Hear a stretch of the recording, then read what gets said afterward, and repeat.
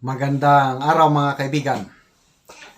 Ito, katatapos lang mag-vlog ni Maharlika na ako yung sentro sa kanyang vlog, yung panghara sa akin, plus yung apat na AFP generals na binababoy.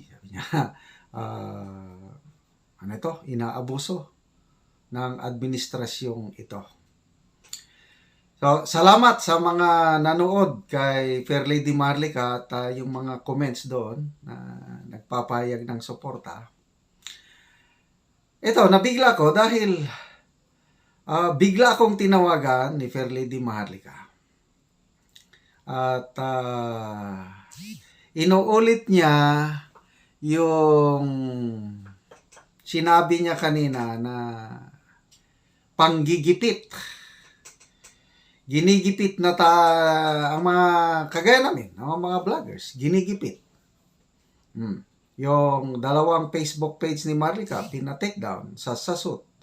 Sino pa? So, ako naman, ang panggigipit nila is hindi nila mapatake down ang YouTube dahil wala silang influence sa YouTube. Ang nakikita ko, ang panggigipit nila sa akin is itong kaso. Para bang takutin. Para hindi na ako mag-vlog. Nako, para bang Texas na manok, yung breed ng fighting cock na kung nasusugatan yung Texas, lalong tumatapang. Kung ang purpose ng administrasyong ito, yung kaso na yon is para takutin at tumahimik, nagkakamali po sila. Dahil ako, itutuloy ko ang aking pagpapahayag ng aking opinyon, kaisipan at para maliwanagan yung tao na gustong makinig sa akin. Basically ako, nai-enlighten ako sa mga expose ni Fair Lady Maharlika. Halos lahat ng mga vlogs ko, ini-expound ko yung mga sinasabi niya kasi napatunayan ko na talaga na totoo yung mga expose ni Maharlika. Nung una, alanganin pa ako. Kaya it took time, so many months, bago ko na ascertain nga totoo ito. Laban na ito ng between pagmamahal sa bayan at saka yung panluloko. So, saan ako? Yung nagmamahal sa bayan? O dito sa nanluloko? I have served the best years of my life sa military service. Love of country, love of my fellow men. Itutuloy ko yun. Kaya, ulitin ko, salamat sa inyong suporta.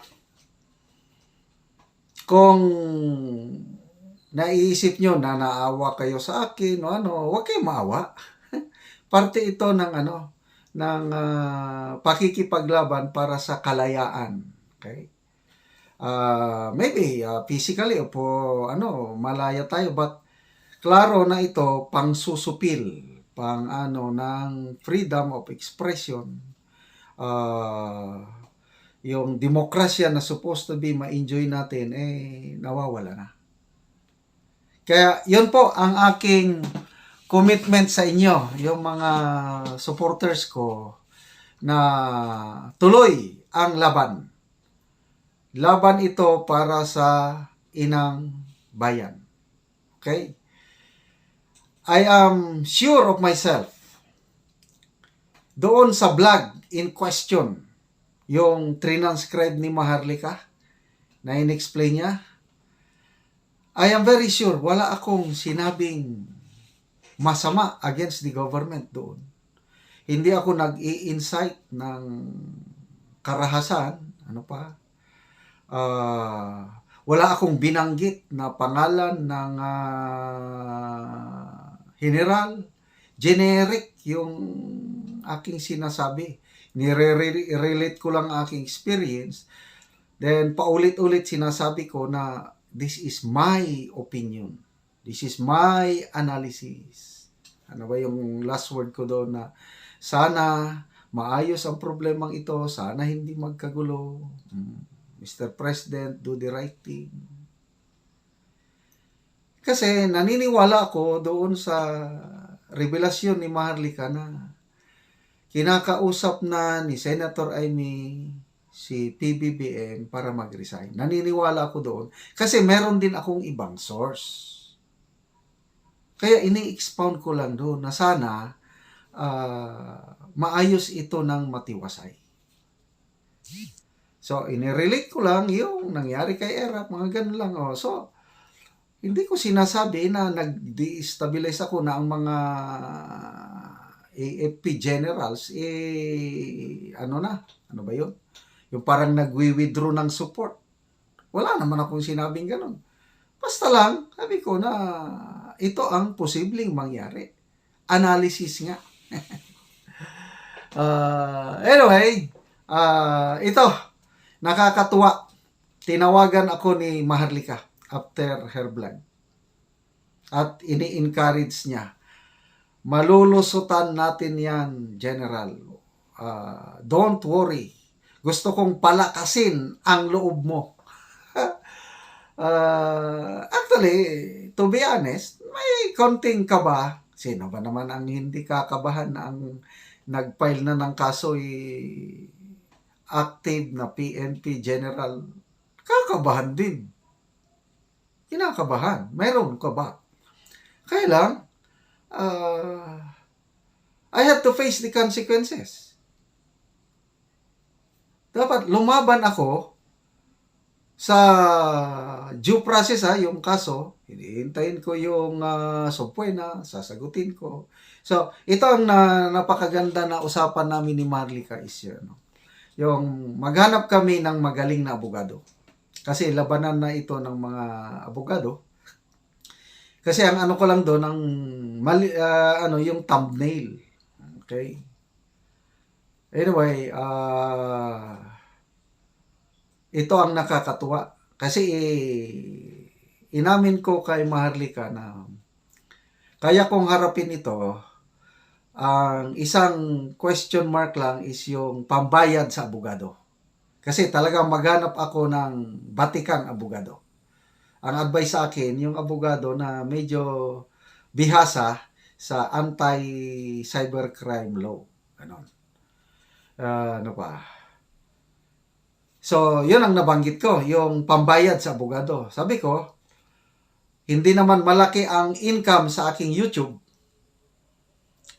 Yung income sa YouTube na ito is itinutulong ko sa Talaandig Tribe. Kasi meron tayong programa na Talaandig 10 City.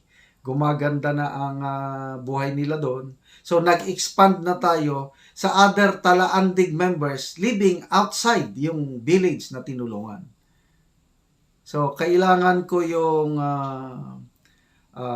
income ko sa YouTube para pantulong. So, ngayon, dahil magbabayad ako ng abogado, mapipilitan ako na gagastusin ko ang income sa aking YouTube pambayad ng abogado. I don't know kung magkano ang bayad. But ito po yung nakakatuwa kay Fair Lady Maharlika dahil sabi niya, I will generate support pambayad sa abogado.